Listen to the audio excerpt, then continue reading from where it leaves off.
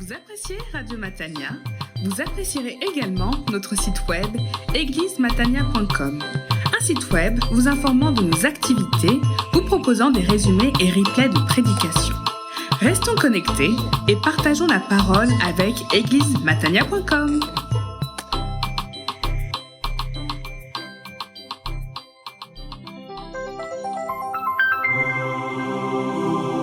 Radio Matania.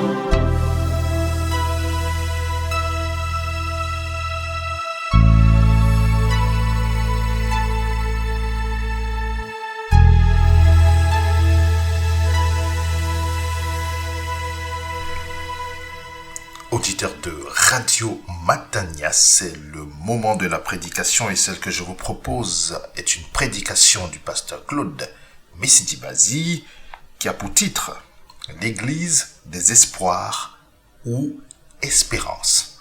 L'église des espoirs ou espérance est pour test de référence celui d'Ézéchiel chapitre 37, les 14 premiers versets. Ézéchiel 37, les 14 premiers versets. L'église de Dieu doit continuer à espérer et à s'attendre au Seigneur. Dans l'église de Dieu, il n'y a pas de place pour le désespoir dans toutes les situations, y compris les situations les plus inédites. Cette prédication est déjà disponible sur le site www.églisematania.com dans sa version écrite. Que le Seigneur vous bénisse abondamment. Ézéchiel chapitre 37, verset 1. Accueillons donc la parole de Dieu. La main de l'Éternel se posa sur moi, et l'Éternel m'emmena par son esprit et me déposa au milieu d'une vallée pleine d'ossements. Il me fit promener près d'eux tout autour, et je constatai que ces ossements étaient innombrables sur toute l'étendue de la vallée, et qu'ils étaient totalement desséchés. Il me demanda, « Fils d'homme, crois-tu que ces ossements revivront ?» Je répondis, « Toi seul, Seigneur éternel, tu le sais. » Puis il me dit, « Prophétise sur ces ossements-là et dis-leur, ossements desséchés, écoutez ce que dit l'Éternel. Voici ce que vous déclare le Seigneur, l'Éternel. Je vais faire venir en vous l'esprit et vous revivrez. Je mettrai sur vous des nerfs, je vous revêtirai de chair, je vous recouvrerai de peau, je mettrai en vous l'esprit et vous revivrez. Et vous reconnaîtrez que je suis l'Éternel. Je prophétisai donc comme je n'avais reçu l'ordre, et tandis que je prophétisais, il y eut soudain un bruit. Puis un mouvement se produisit, et les os se rapprochèrent les uns des autres. Et pendant que je regardais, voici qu'il se formait sur eux des nerfs et de la chair, et que la peau venait les recouvrir, mais il n'y avait pas d'esprit en eux. Alors l'Éternel me dit, « Fils d'homme, prophétise à l'adresse de l'Esprit, prophétise et dis à l'Esprit, voici ce que déclare le Seigneur l'Éternel. Esprit, viens des quatre coins du ciel et souffle sur ces morts pour qu'ils revivent. » Je prophétisai donc comme il me l'avait ordonné. Alors l'Esprit entra en eux et ils reprirent vie. Ils se dressèrent sur leurs pieds et ce fut une immense armée. Il me dit, « Fils d'homme, ces ossements-là représentent toute la communauté d'Israël. Voici ce qu'ils disent. Nos os sont desséchés, notre espérance s'est évanouie, la vie nous a été arrachée. C'est pourquoi prophétise et dis-leur, voici ce que dit le Seigneur, l'Éternel, je vais ouvrir vos sépulcres et je vous ferai remonter de vos tombes, ô mon peuple, et je vous ramènerai dans le pays d'Israël. Et vous reconnaîtrez que je suis l'Éternel lorsque j'ouvrirai vos sépulcres et que je vous ferai remonter de vos tombes, ô mon peuple. Je mettrai mon esprit en vous et vous revivrez. Et je vous établirai de nouveau dans votre pays. Alors vous reconnaîtrez que moi, l'Éternel, j'ai parlé et agi. L'Éternel le déclare. Amen. Amen. Prions le Seigneur.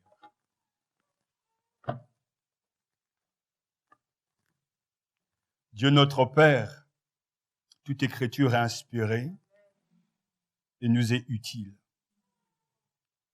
Nous te prions que par ton esprit, tu déposes ta parole dans notre cœur.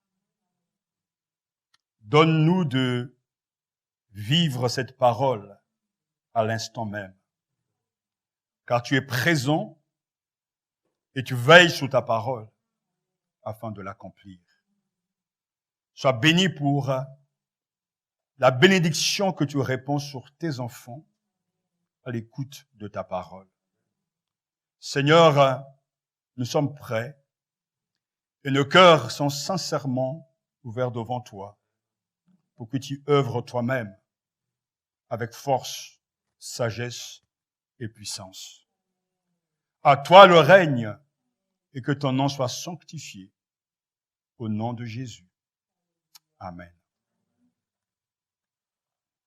Merci de vous asseoir.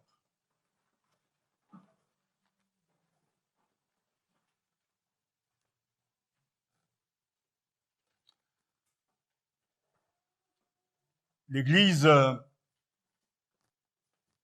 de Dieu doit continuer à espérer et à s'attendre au Seigneur. Il n'y a pas place pour le désespoir. Le monde entier est désorienté. Il fait face à une situation inédite. Une immense montagne, la pandémie du Covid-19, bloque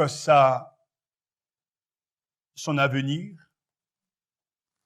mais aussi sa capacité à maîtriser son quotidien. Une situation inédite, nous dit-on. Il y a cette crise économique, entre guillemets. Il y a ces morts à ne plus en finir.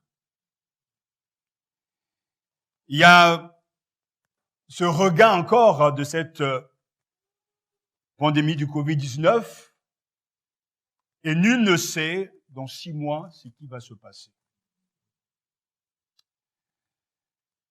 Nul ne peut ignorer cette montagne qui est la Covid-19, car nul n'échappe à son impact sur le travail, la famille, les relations humaines. Dans une église, nous devons nous embrasser, nous saluer d'un saint baiser. Et cette maladie nous interdit de faire ce qui est écrit. Cette épidémie du Covid-19 bouleverse notre quotidien. Et comme nous sommes des croyants dans le monde sans être du monde, l'Église aussi subit les conséquences. Nos églises se vident. Les gens ont peur. Et notre vie est totalement chamboulée. Il y a ce que le monde dit, ce que les scientifiques peuvent nous dire, affirmer ou infirmer, mais il y a ce que Dieu lui dit. Car nous devons jamais oublier que Dieu n'est pas absent dans cette situation. Rien ne peut se passer sans sa volonté. Et dans ce dernier cantique, nous avons chanté, oui, pour la durée des temps, il règne. Il est réellement assis sur le trône et il dirige l'histoire des hommes. Nous pouvons aussi, en tant que croyants, sombrer dans le désespoir total. Et se dire que jamais on va retrouver le cours normal de nos vies d'église. Mais comment alors ne pas perdre courage? Comment continuer à suivre Dieu en église? Le Seigneur, lui, au moment où il y a le déclin, où tout semble fini, entre en action. Et il a le pouvoir de redonner de l'ampleur et la vie à son peuple. C'est une vision panoramique du renouveau que le prophète, au nom de Dieu, offre à son peuple. C'est une vision panoramique du renouveau que le prophète Ézéchiel, au nom de Dieu, offre à son peuple, qui nous offre au nom du Seigneur. C'est lorsque l'Esprit de Dieu apporte la vie qu'il peut y avoir vie. Et l'Esprit de l'Éternel, c'est la vie.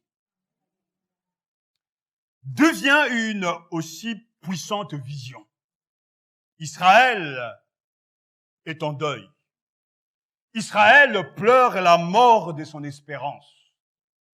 Le peuple est exilé, tous les prophètes l'avaient déjà annoncé, mais le peuple n'a pas voulu écouter la voix de Dieu. Et ce que Dieu avait dit, c'est aussi accompli. Le peuple exilé et désespéré, il a perdu sa terre, il a perdu son roi, il a perdu son temple. Et ce peuple, on l'entend dire, le prophète nous rapporte ses propos, nos os sont desséchés, notre espérance s'est évanouie. Verset 11. Ces paroles expriment le désespoir ambiant, provoqué par la destruction de Jérusalem, l'incendie du temple, le massacre de la population et l'exil même de ses cadres. Mais Dieu est présent, même au sein du chaos, il reste celui qui est. Ézéchiel prend les pessimistes au pied de la lettre pour les montrer tels qu'ils se voient eux-mêmes avant de présenter leur avenir tel que Dieu le voit. Et ce matin, c'est ce que Dieu dit que nous devons partager et nous devons intégrer dans nos vies. Il n'y a pas place au désespoir, aux situations sans issue. Avec Dieu, avec son esprit, tout peut recommencer. Notre Dieu n'est pas le Dieu d'hier et qui est resté coincé dans le passé, mais il est le Dieu de maintenant, le Dieu du renouveau. Dieu annonce des grandes choses dans cette vision.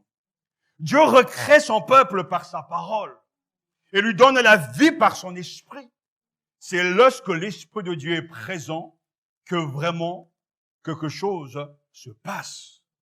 Nous ne devons pas nous dire nos ossements sont desséchés, notre espérance est détruite, nous sommes perdus. Oui, avant on pouvait le dire, mais maintenant, avec Dieu, tout doit recommencer. C'est par sa puissance créatrice que Dieu fait jaillir une vie nouvelle à cette totale perdition. Dieu seul peut tirer la vie de la mort. Et aujourd'hui, l'Église a besoin d'entendre ce message. Que Dieu seul peut tirer la vie de la mort. La situation est sans issue selon, en tout cas, les propos du prophète, versets 1 à 3, la main de l'Éternel se posa sur moi et l'Éternel m'emmena par son esprit et me déposa au milieu d'une vallée pleine d'ossements. Il me fit promener près de tout autour et je constatai que ces ossements étaient innombrables sur toute l'étendue de la vallée et qu'ils étaient totalement desséchés. Il me demanda, fils d'homme, crois-tu que ces ossements revivront? Une fois de plus, face au chaos, Dieu prend l'initiative. Et la main de Dieu est à l'œuvre. La main de l'Éternel se posa sur moi. Nous savons que dans la Bible, la main principe de l'action et organe qui tient ou qui donne est symbole d'activité, d'administration, de puissance, de protection et d'alliance. Bref, la main de Dieu signifie que Dieu intervient. Ézéchiel se trouve dans la vallée où il y avait contemplé quelques années plus tôt le char divin, car au chapitre 1, on voit la gloire de Dieu dans la vallée, on voit le char de Dieu avancer, et l'Esprit de Dieu est en train de se manifester, et Ézéchiel voit la gloire de l'Éternel d'une manière inhabituelle. Et quelques chapitres plus loin, dans cette même vallée, il n'y a que des cadavres. Quelque chose s'est passé.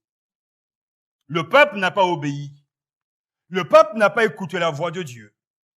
Et ce spectacle qui s'offre à ces prophètes, à ce prophète et à nous également, doit aussi quelque part nous décourager.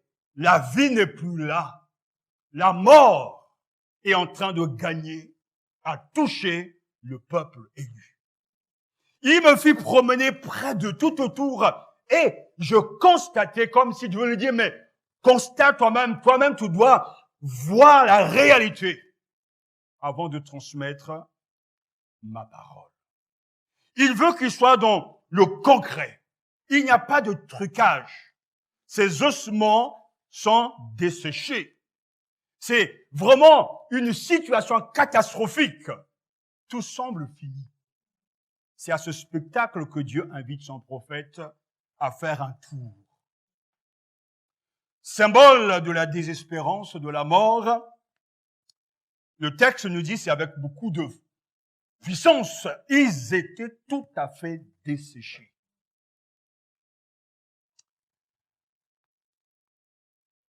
Qu'en est-il aujourd'hui des croyants? Car nous aussi, nous partageons un contexte particulier. Avons-nous la vie où ce que le prophète dit est une réalité au quotidien dans nos assemblées? Ils étaient tout à fait desséchés. La vie n'est plus là. La mort prêche plus que la vie. Moment de désespoir ou moment d'espérance? Après ce constat de la situation véritable, le prophète s'entend poser la seule vraie question. Ces eaux pourront-ils revivre? Verset 3, il me demanda, fils d'homme, crois-tu que ces ossements revivront? Je répondis, toi seul, Seigneur éternel, tu le sais. En fait, si quelque chose est possible devant la mort, ce n'est plus en notre pouvoir. Dieu seul le sait. Sa réponse est claire, Seigneur éternel, c'est toi qui le sais. Nous, on veut que les choses marchent. Nous voulons que les choses entrent dans l'ordre naturel. Mais la situation nous échappe. Et la COVID-19 nous a donné une leçon d'humilité. Rien n'est sûr. Et aucun ne peut maîtriser sa vie ni son avenir. Même les orgueilleux, les forts ont plié le genou devant cette épidémie, cette pandémie du COVID-19. Les spécialistes, les experts, les professeurs n'ont pas cessé de se contredire pour arriver justement à comprendre et combattre ce dogmatisme, pensant que tout est comme ça, mais rien n'est sûr. Et que Dieu seul connaît toutes choses. On a projeté des vacances, des missions, même pour la gloire de Dieu, et tout s'est arrêté. Mais pourtant, frères et sœurs, nous ne sommes pas encore à la fin du monde. Ce n'est que la COVID-19, je pourrais dire. Et qu'en sera-t-il de la COVID-50? mais pour montrer que ce petit virus, petit, invisible et puissant, nous montre que l'être humain est fragile. Et qu'il est temps de mettre de côté son orgueil pour reconnaître que Dieu seul connaît l'avenir.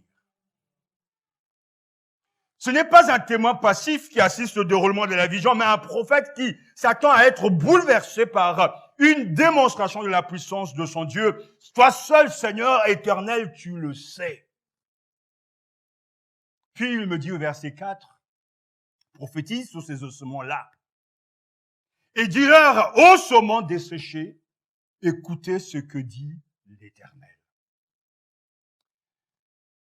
Voici ce que vous déclare le Seigneur, l'Éternel. Je veux faire venir en vous l'Esprit et vous revivrez. Je mettrai sur vous et je vous revêtirai. Je mettrai en vous et vous reconnaîtrez que je suis l'Éternel. Une situation chaotique. Dieu, à la réponse de cette situation désespérée, pose la question au prophète comme il pose la question à l'Église, à nous aujourd'hui, est-ce que cette situation peut changer? Et nous, au lieu de dire oui Seigneur par la foi, on dit Seigneur, toi seul le sais. On ne se mouille pas. Mais Dieu donne un ordre. Je veux faire entrer en vous l'Esprit et vous vivrez. Alors vous saurez que je suis l'Éternel. L'ordre prophétise, fait apparaître le rôle du prophète. Dieu lui dit, prophétise sur ces ossements-là. Et dis-leur d'écouter ce que dit l'Éternel. C'est une situation,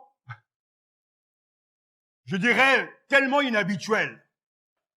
Comment peut-on parler à des ossements desséchés? Mais le focus n'est pas sur les ossements desséchés. Le focus est sur ce que Dieu dit au prophète de dire. Car c'est très clair, prophétise et dis-leur. Écoutez ce que dit l'Éternel. Mais ce sont des ossements desséchés. Mais le message de l'ordre de Dieu est clair. Écoutez ce que dit l'Éternel. Mais c'est tellement contradictoire. Mais il n'y a pas de sens à parler à des ossements desséchés. Mais ce n'est pas le fait de réfléchir, de compter, de chercher à expliquer de manière rationnelle. C'est une parole prophétique par la foi dit à ces ossements desséchés. La parole prophétique a pouvoir de faire revivre. Et le verbe prophétiser signifie proclamer. Prêche la parole.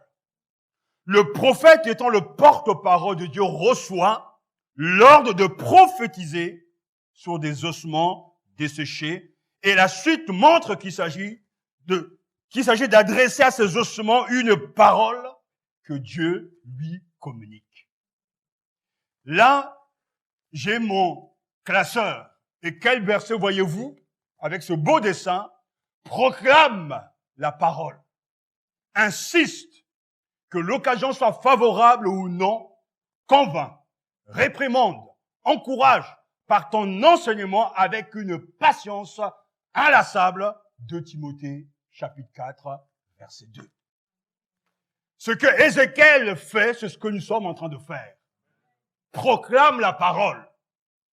Que la situation soit favorable ou défavorable, c'est pas ça qui importe. Dis la parole de Dieu. Et laisse Dieu honorer sa propre parole. L'annonce la plus solennelle, car la plus extraordinaire, concerne le don de l'Esprit, qui signifie un nouvel acte créateur. Voici ce que vous déclare le Seigneur l'Éternel. Je veux faire venir en vous l'Esprit et vous revivrez. Je vous revêtirai. On y reviendra, c'est toujours Dieu qui dirige toutes choses.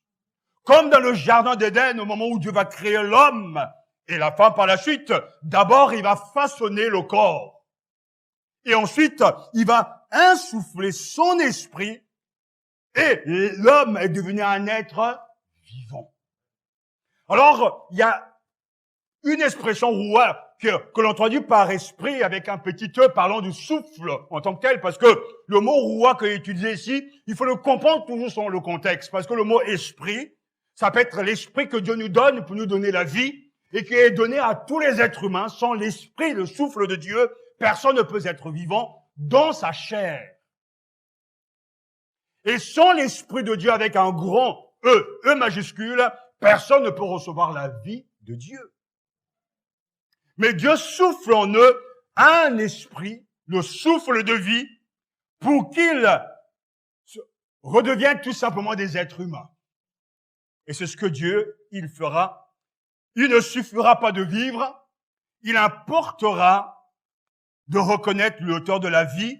Et à la fin, justement, le prophète dit, « Et vous reconnaîtrez que je suis l'Éternel. » C'est une expression remarquable, car tout ce que Dieu fait a pour but d'être connu, d'être adoré, d'être servi.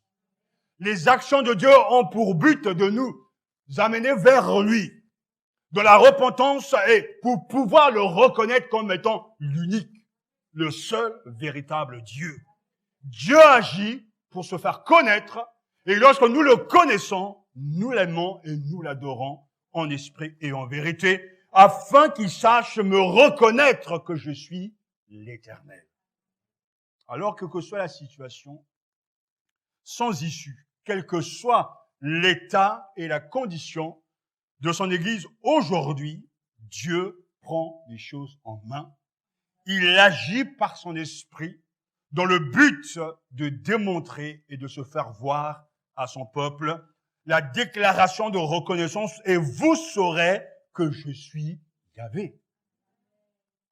Les ossements reconnaîtront la seigneurie de Dieu. Et Jésus lui-même, lorsqu'il est ressuscité d'entre les morts, et qui se prépare à aller préparer une place pour ses disciples au ciel, dans Jean chapitre 14, verset 19, il dira « Encore un peu de temps, et le monde ne me verra plus. Mais vous me verrez, parce que moi, je vis, et que vous aussi, vous vivrez. » Quelle parole remarquable. Parce que moi, je vis, et que vous aussi, vous vivrez. Alors que les disciples sont dans la crainte, dans la tristesse de voir leur Seigneur, leur Sauveur, partir, repartir. Mais Jésus leur donne cette assurance parce que moi je vis. Vous aussi vous vivrez. C'est-à-dire que parce que moi j'ai vaincu la mort. Vous qui croyez en moi aussi, vous vaincrez la mort. Moi j'ai vaincu le monde. Vous qui croyez en moi, vous vaincrez aussi le monde. Car celui qui est en nous est plus fort que celui qui est dans le monde. Et vous saurez que je suis le Seigneur. Aujourd'hui, Dieu donne à l'Église une opportunité remarquable. Parce que le désespoir est là. Les gens ont peur. Les gens ne savent pas vers qui se tourner.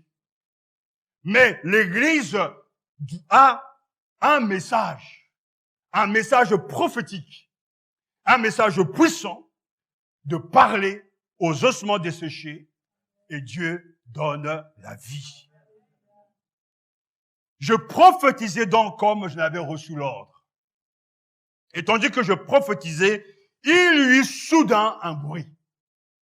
Puis un mouvement se produisit, verset 7, et les eaux se rapprochèrent les uns des autres. Est-ce que vous entendez ce bruit? Quelqu'un ce matin entend-il ce bruit-là? Moi, je dis je l'entends. Je l'entends avec mes oreilles spirituelles. Je l'entends par la foi. Dieu est en train d'agir et de rassembler de partout des hommes de toute langue, de toute tribu. Dieu n'est pas absent, n'est pas mort. Il œuvre. Même lorsque la plaine, le désespoir, le désert français est chaotique, la parole prophétique, elle est plus puissante. Et tandis que je prophétisais, il y eut soudain un bruit.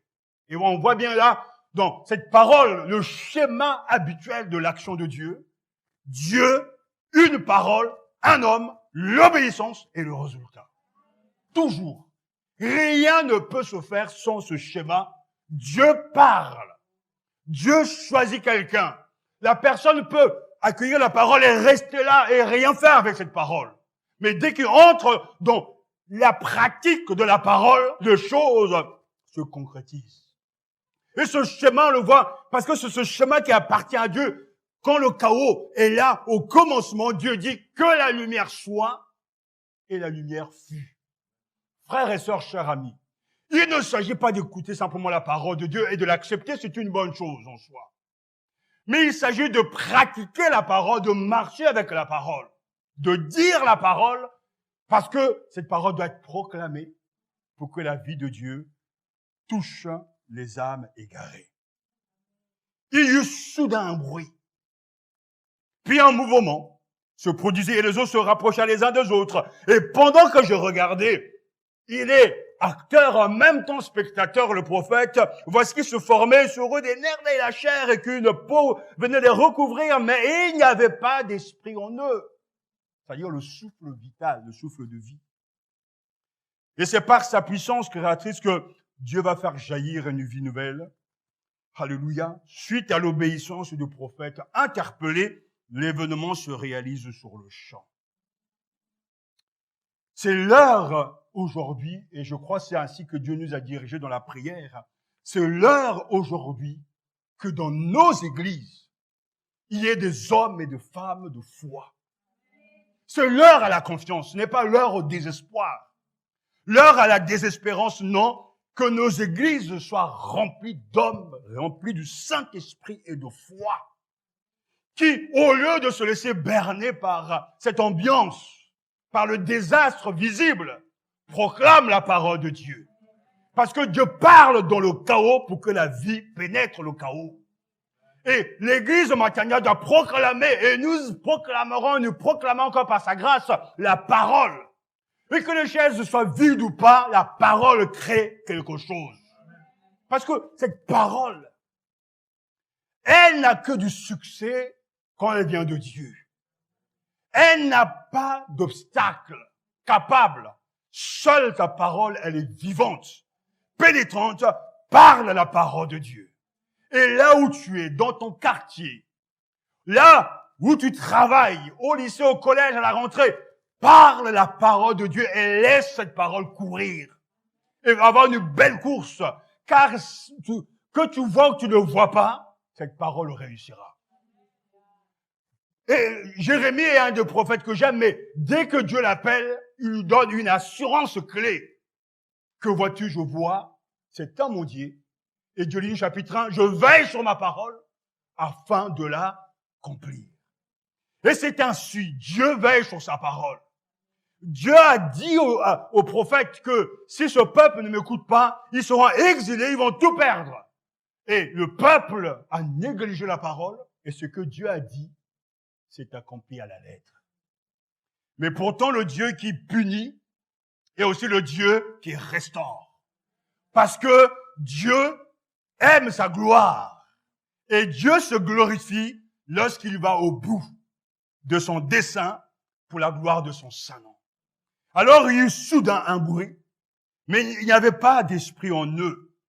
Et au verset 9 à 10, la parole de Dieu est en train de se réaliser. Et nous entendons encore ce commandement que Dieu donne encore à son serviteur, le prophète Ézéchiel, et qui nous donne à nous.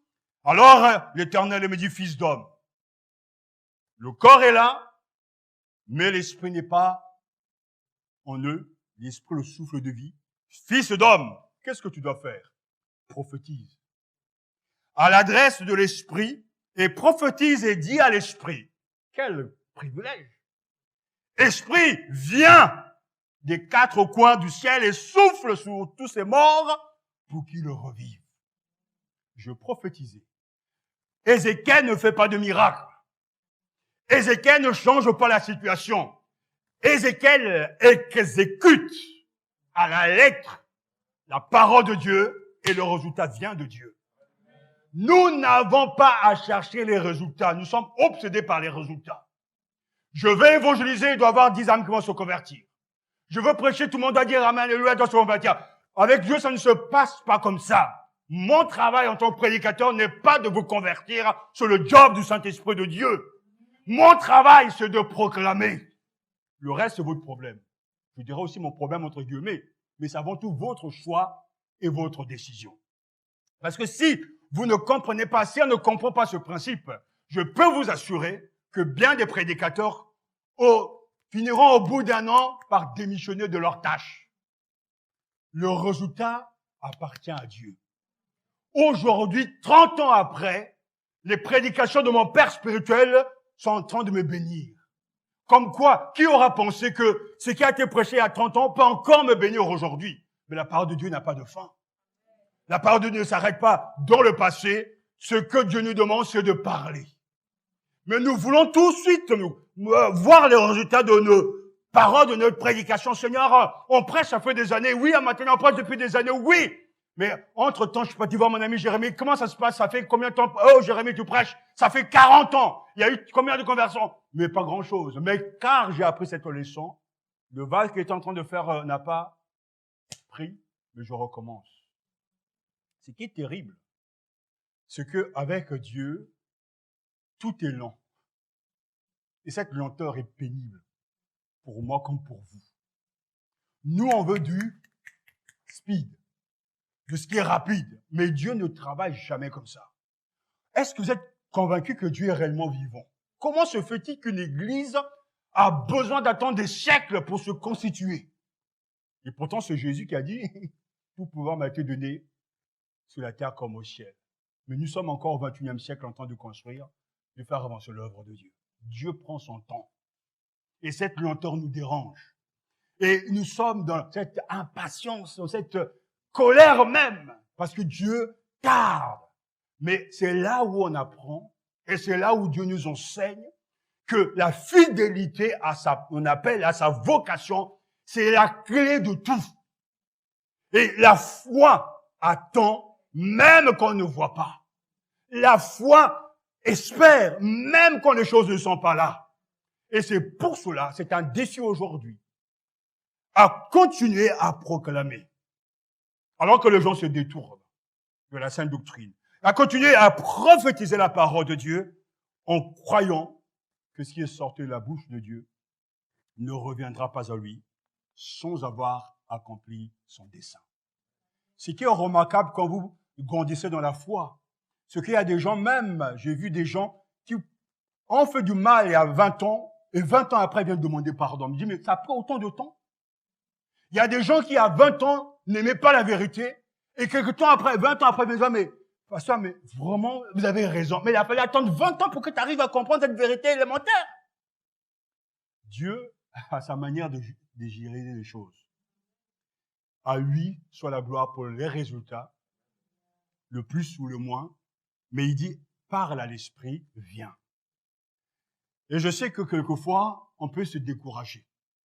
Je regarde le Congo, et ce que j'y vois, ce que j'entends, me décourage. Mais je disais à mon épouse, il y a 2 jours à la maison, mais il y a quelques années, quand j'étais ado, quand j'étais enfant, un des plus grands prophètes avait annoncé un avenir sombre. Et je suis témoin de ce que cette prophétie avait annoncé. Mais on se dit, est-ce que tout va s'arrêter? Est-ce qu'il n'y a plus d'espoir? Et quand je suis allé, quand j'ai prêché dans les églises, les gens m'ont dit, pasteur, on n'a plus la force de prier.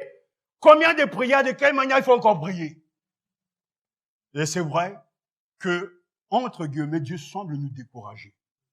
Mais Dieu a son agenda, Dieu a son calendrier. C'est qu'il faut que lorsque quelqu'un est découragé, les autres doivent prendre la relève. Mais qu'à chaque fois que quelqu'un prie, parce que Dieu agit toujours, mais à sa manière et en son temps. Il y a pourtant des dictateurs qui sont vite partis. Hein. Je suis un reportage, il y a l'empereur Bokassa devenu s'auto-proclamer empereur. 2 ans, 3 ans après, il a eu une crise cardiaque. Mais il y a des dictateurs, ça fait des années qu'ils sont là. Ils sont toujours en bonne santé, il n'y a rien. Comme quoi Dieu a ses desseins avec tout un chacun. Mais ce que je veux vous dire, frères et sœurs, c'est qu'il ne faut jamais désespérer avec Dieu. et qu'il ne faut pas renoncer à proclamer la parole. Viens, esprit des quatre vents, et souffle sur cette œuvre de Matania, souffle dans cette assemblée, souffle sur la France, souffle sur les Français, souffle sur les pasteurs, souffle sur les évangélistes, viens. Et que peut-être que le bruit, on ne l'entend pas encore, mais c'est une parole que Dieu nous demande de dire en son nom. Je prophétisais donc comme il me l'avait ordonné. Alors l'Esprit entra en eux et ils reprirent vie. Ils se dressèrent sur leurs pieds, ce fut une immense armée. Voilà les vivants se tiennent debout. L'homme ne vit pas par lui-même, mais grâce à ce don venu de Dieu. Tu envoies ton souffle, ils sont créés. Tu renouvelles la face de la terre, nous dit le psaume 104, verset 30. Il n'avait pas d'esprit en eux, mais quand il a prophétisé, l'esprit est entré en eux et ils reprirent vie. Ils se dressèrent sur leurs pieds et ce fut une immense armée. Ézéchiel souligne ici qu'il faudra une force surnaturelle pour faire revivre le peuple élu. Ce n'est ni par la force, ni par la puissance, mais c'est par mon esprit.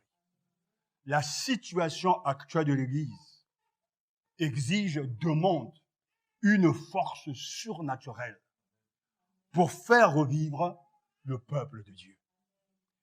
Vous savez, au bout de quelques années de ministère, vous pouvez basculer facilement dans ce forme d'incrédulité, vous ne croyez plus. Vous doutez même de la parole de Dieu. Vous dites, c'est pas possible que les gens qui prient ne changent jamais. Alors que on nous bassine du matin au soir et les prédicateurs sont là, disent, oui, Jésus sauve, Jésus guérit, Jésus transforme. Mais année après année, vous voyez, les gens sont toujours les mêmes. Et vous désespérez, mais finalement, est-ce que je ne me suis pas trompé de vocation? Est-ce que Dieu m'a vraiment appelé? Comment expliquer même dans le B.A.B.A. des choses tellement élémentaires où les païens arrivent à faire des bonnes choses, nous on n'arrive pas à s'en sortir? Pourquoi il y a tant de divisions au milieu de nous, alors que nous disons que nous aimons Dieu et que nous aimons notre prochain? Mais comment expliquer ces contradictions? Et on se dit finalement, ça ne sert à rien. Et de plus en plus, les gens font des dépressions, de plus en plus, les gens abandonnent. Certains sont tellement desséchés qu'ils ne sont même plus conscients qu'ils sont morts. Et c'est là où l'on comprend petit à petit. Et le nombre d'années nous montre la puissance et la place de l'humilité où tu arrives à un stade, tu dis, Seigneur, si toi, tu n'interviens pas, franchement, rien ne peut se faire. Je suis arrivé au point mort où, Seigneur, si toi, tu ne fais pas quelque chose, rien ne pourra changer. Quelquefois, dans sa passion, j'ai envie d'entrer dans les cœurs de gens, dire, voilà, ta parole de Dieu, c'est ça, lis ta parole, prie, viens à l'église, sois fidèle. J'ai envie de rentrer, de fois même, je rêve de leur donner mon cœur, en guillemets, même si je suis pas parfait. Mais je dis, mais ils auront la zèle, ils auront la joie, la passion. Et puis, à un moment donné, tu dis, finalement, tu pourras même te découper, donner un petit morceau à chacun. Si Dieu n'intervient pas, il n'y a rien qui va changer.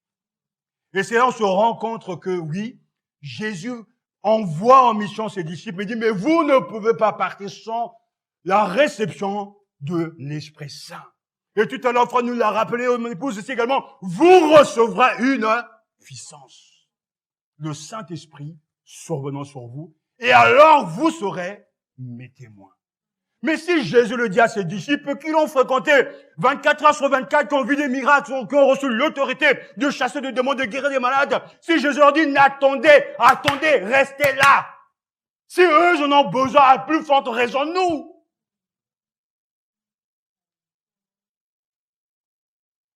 Et ceux que lorsqu'ils ont été reçus le don de l'Esprit, on les voit différents.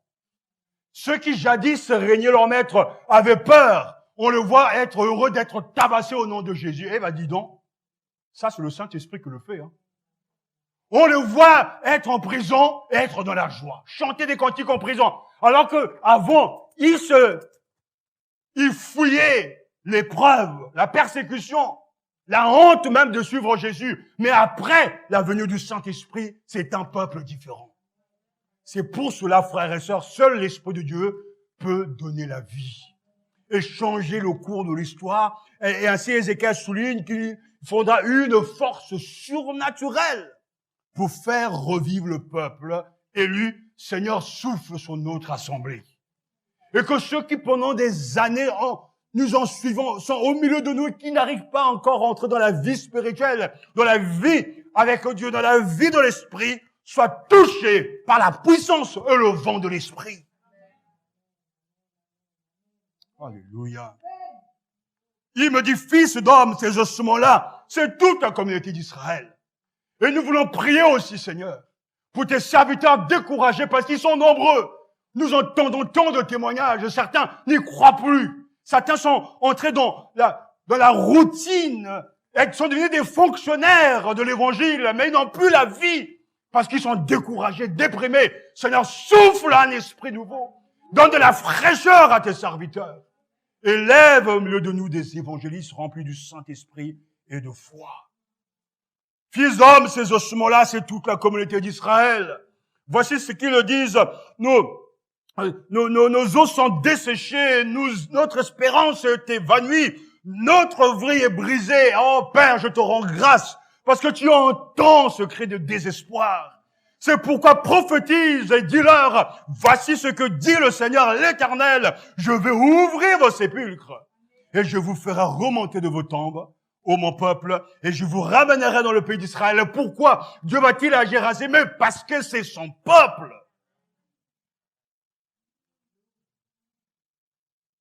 Sa gloire est en jeu. Quand vous lisez l'Ancien Testament et que vous étudiez l'intercession de Moïse et d'Abraham, à chaque fois, Abraham avait les mots pour, je dirais, faire repentir Dieu entre guillemets. Mais Seigneur, qu'est-ce que les gens diront à ton sujet? Tu nous as fait sortir d'Égypte pour nous laisser mourir ici. Mais franchement, la honte pour toi, hein? Tu as intérêt d'agir parce que là, personne ne va croire en toi. Et tout d'un coup, c'est comme si Dieu retrouve la raison. Avec tout le respect que je lui dois. Bon, Moïse, prends le bâton, sortir. Il argumente avec Dieu. Mais sous la base, parce que sa gloire est en jeu. Et aujourd'hui, c'est ainsi qu'il nous faut prier, Seigneur, pour ta gloire. On ne peut pas être enfant de Dieu et être pas différent des gens du monde. Non, Seigneur, souffle sur nous un esprit nouveau. Régénère-nous, fais quelque chose. Ne nous laisse pas dans cette situation. Et vous reconnaîtrez que je suis l'Éternel. Tu as le pouvoir, toi aussi, d'ouvrir les sépulcres, de faire remonter de nos tombes. Oh, mon peuple, nous sommes ton peuple. Le Christ nous a rachetés par son sang. Je suis enfant de Dieu. Tu es enfant de Dieu. Seigneur, ta gloire est en jeu. Souffle sur nous ton Esprit Saint. Je mettrai mon esprit en vous et vous revivrez. Et je vous établirai de nouveau dans votre pays. Alors vous reconnaîtrez que moi, l'Éternel, j'ai parlé et agi. Grâce à l'expérience qu'il vient de vivre, le prophète sait que la parole du Seigneur peut faire triompher la vie. Israël en deuil pleure la mort de son espérance, mais Dieu lui dit, je veux faire. Je vais agir. Je veux me manifester. Le Dieu qu'on célèbre n'est pas un Dieu mort, abstrait. On connaît ce Dieu parce qu'on reconnaît son action dans des événements concrets. Vous prendrez le temps à la maison de relire ce texte et vous ferez comme moi, vous soulignez à chaque fois le je divin. À chaque fois, ce Dieu dit, je ferai, c'est Dieu qui fait. Il me dit, fils d'homme, c'est justement là, c'est toute la communauté d'Israël. Voici ce qu'ils disent. Notre espérance est évanouie, notre vie est brisée. C'est pourquoi prophétise. Et dans une traduction, ensuite le Seigneur me dit, toi l'homme, écoute, ces eaux représentent tout le peuple d'Israël. Les Israélites disent, nous sommes comme des eaux secs, notre espoir est mort, nous sommes perdus. Eh bien, annonce-leur ces paroles de ma part. Moi, le Seigneur Dieu, je vous le dis, je vais ouvrir vos tombes et je vous en ferai sortir. Vous, mon peuple, je vous ramènerai sur la terre d'Israël quand j'ouvrirai vos tombes, quand je vous en ferai sortir. Vous, mon peuple, vous saurez que le Seigneur, c'est moi. Je mettrai en vous mon esprit et vous vivrez. Ça, c'est la promesse, la nouvelle alliance. Je mettrai en vous mon esprit et vous vivrez. Il a fallu, frères et sœurs, c'est pour ça que prenez le temps de relire ce texte à genoux devant le Seigneur à la maison et vous comptez le jeu divin. J'avais déjà prêché là-dessus, le jeu divin, Dieu qui agit. Il a fallu 6 actions. Parler aux ossements, leur donner nerf, oui, chair et peau, leur donner le souffle, pour que le Seigneur transforme l'étendue d'ossements en immense armée. Il a encore fallu 6 autres actions. Ouvrir les tombeaux, faire sortir et ramener le peuple, lui donner l'esprit et l'installer sur sa terre pour que cette armée puisse rentrer chez elle, une œuvre longue, une œuvre que Dieu seul est capable de faire avec patience sous le signe de la puissance de la parole. Je l'ai dit et je le ferai. C'est en parlant que Dieu fait vivre et revivre. Et quand tout est perdu, Dieu dit, je suis là. Frères et sœurs, il est bien donc normal que nous appliquions cette promesse à toutes nos situations humaines. De désespoir, à toutes nos incapacités, à ces problèmes humainement sans issue, auxquels nous nous heurtons, vous saurez que je suis le Seigneur quand je vous ferai sortir, quand j'agirai et je vous ramènerai chez vous. Nous devons croire ce matin que Dieu recrée son peuple par sa parole et lui donne la vie par son esprit. C'est l'esprit qui vivifie, la chair ne sert à rien. Les paroles que je vous ai dites sont esprit et vie. Jean chapitre 6, verset 63 dit, le Seigneur, c'est l'esprit qui fait vivre. La chair, l'homme ne sert à rien. Les paroles que je vous ai dites sont esprit et vie. C'est en parlant que Dieu fait vivre et revivre. Pourquoi Dieu a-t-il accompli ces choses? Mais parce qu'il avait promis. Il avait promis à Moïse, dans Deutéronome chapitre 30, versets 4 à 6. Et nous allons vers la fin. Deutéronome chapitre 30, versets 4 à 6 nous dit, « Même si les exilés de votre peuple sont aux confins du monde, l'Éternel, votre Dieu, ira les chercher là-bas et les rassembler pour les ramener au pays que leurs ancêtres auront possédé et ils en retrouveront la possession. Il y rendra plus heureux et plus nombreux que leurs ancêtres.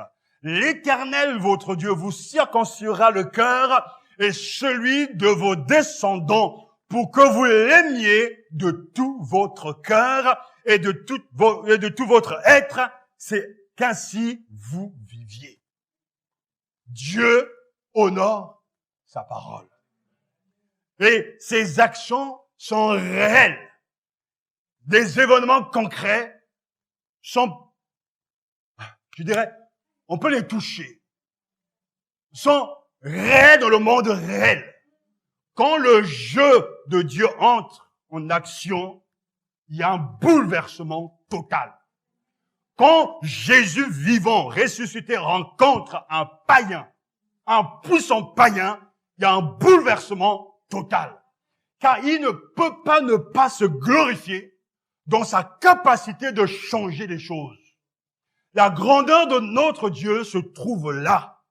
Là où les idoles ne peuvent rien, ils ne parlent, ils n'écoutent pas. Le Seigneur, Yahvé, notre Dieu, notre Créateur, entend, voit, agit et les événements prennent place.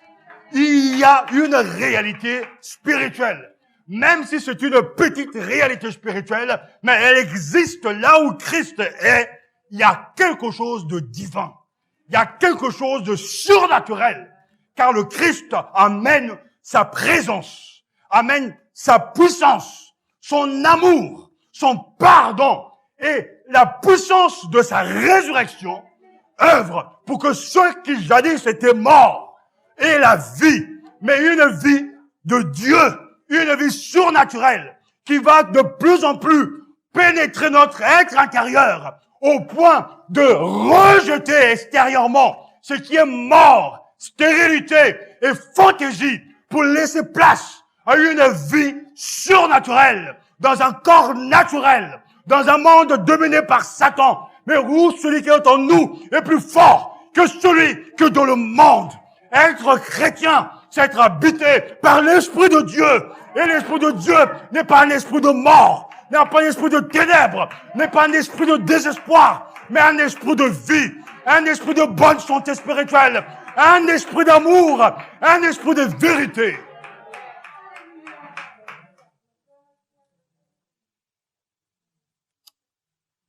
C'est le jeu divin.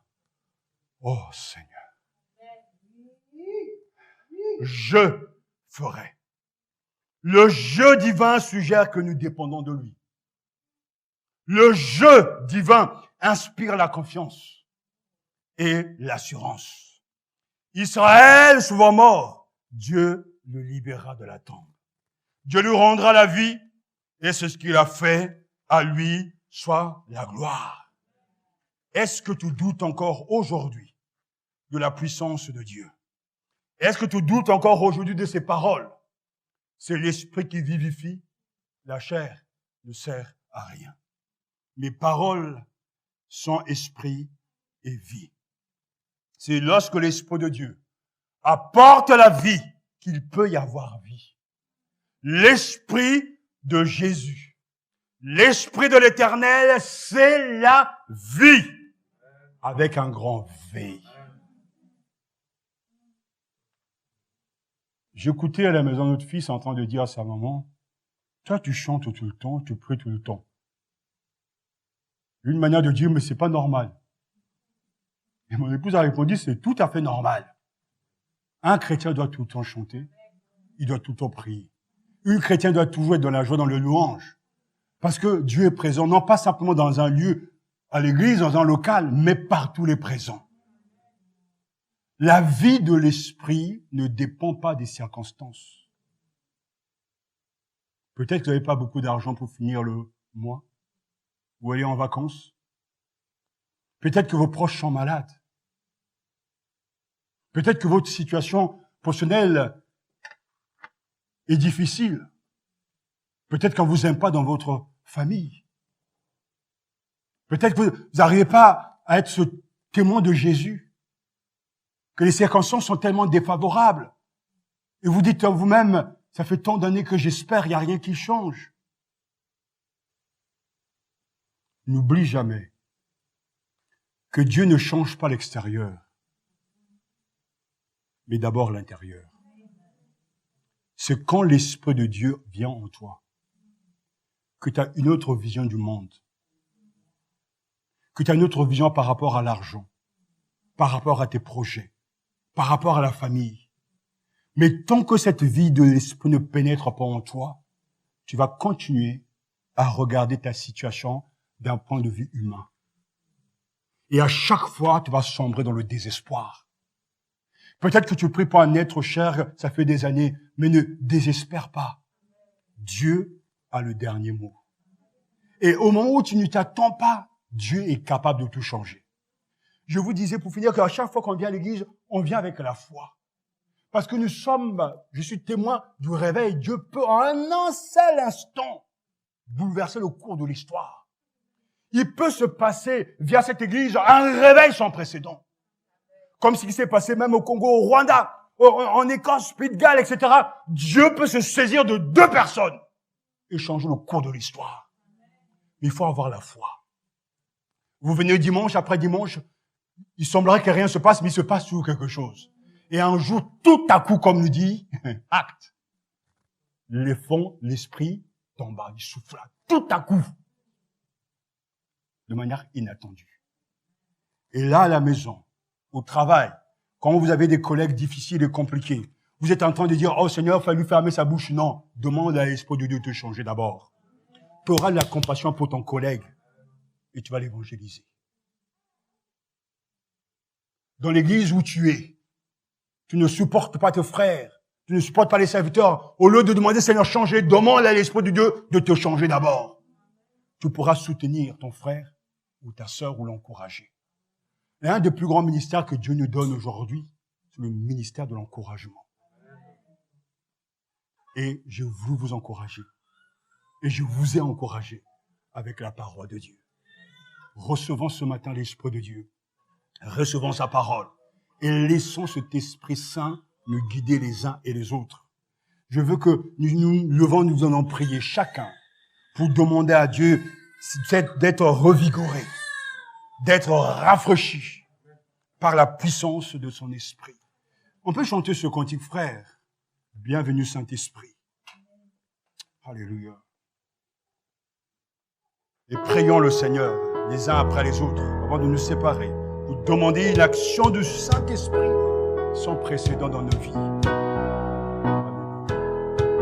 Bienvenue Saint-Esprit, bienvenue dans nos vies, toi le consolateur, sois le bienvenu. Bienvenue Saint-Esprit, bienvenue dans nos vies, toi le consolateur, sois le bienvenu. Esprit de sainteté, esprit de sagesse, esprit de force et d'amour, sois le bienvenu. Esprit de sainteté, esprit de sagesse, esprit d'amour, sois le bienvenu. Bienvenue. Que les uns les autres prient. Viens, Esprit. Matania Radio.